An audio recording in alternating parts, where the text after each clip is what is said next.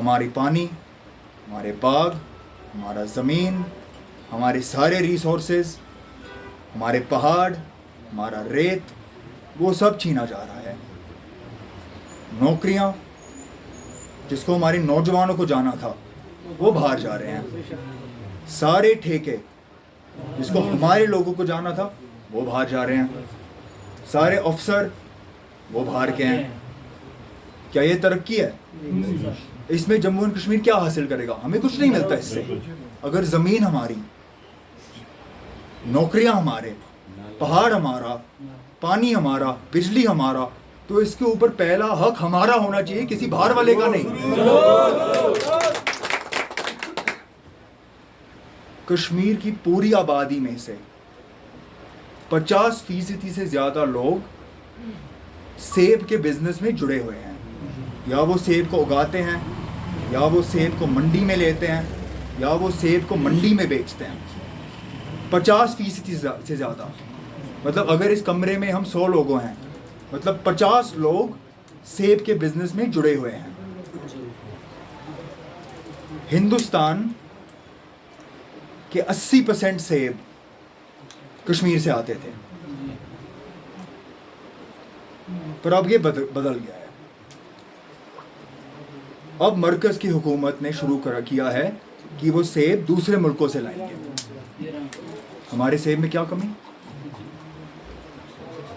पहले इसके ऊपर टैक्स लगा था कि अगर आप बाहर से इंपोर्ट करोगे सेब को 100% टैक्स, 50% टैक्स, पर अब मरकज़ की हुकूमत ने टैक्स को ना के बराबर कर दिया। अब वो सेब लाएंगे अफ़गानिस्तान से, ईरान से, अमेरिका से, चाइना से, साउथ अफ्रीका से। जो सेब हमारा कीमत वो आसमान तक था, अब वो ज़मीन तक गिर गया। और ये 50% लोग हैं, फिर उनका क्या? आज हमारे कश्मीरी किसान तरस रहे हैं, उनके सेब नहीं बिक रहे।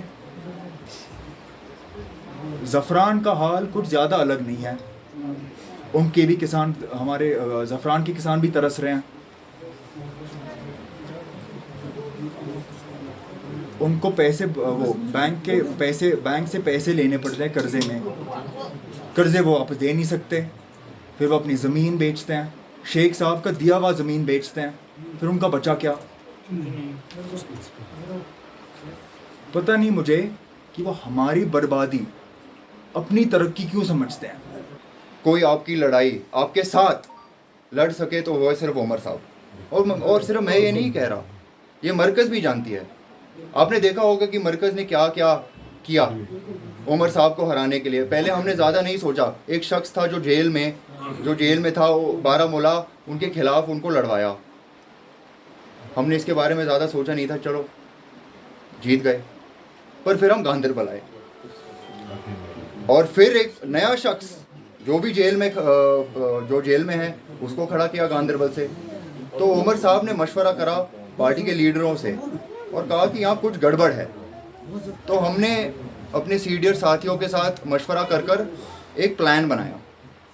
हमने कहा क्यों ना मैं, ज़ाहिर, डॉक्टर साहब जाए बीरवा।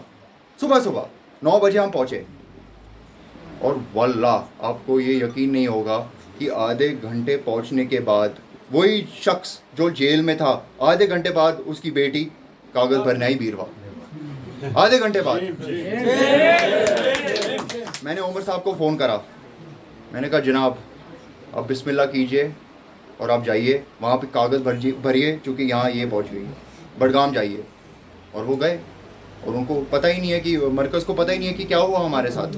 पर मेरा ये कहानी का मैं आपको ये कहना चाहूँगा कि यही है, आपकी आवाज़ को ये बिल्कुल दबाना चाहते हैं। उनको पता है कि नेशनल कॉन्फ्रेंस और उमर साहब एक वो आवाज़ हैं जो उनको पता है, इसलिए इतनी कोशिश करी उनको बारामूला से हराने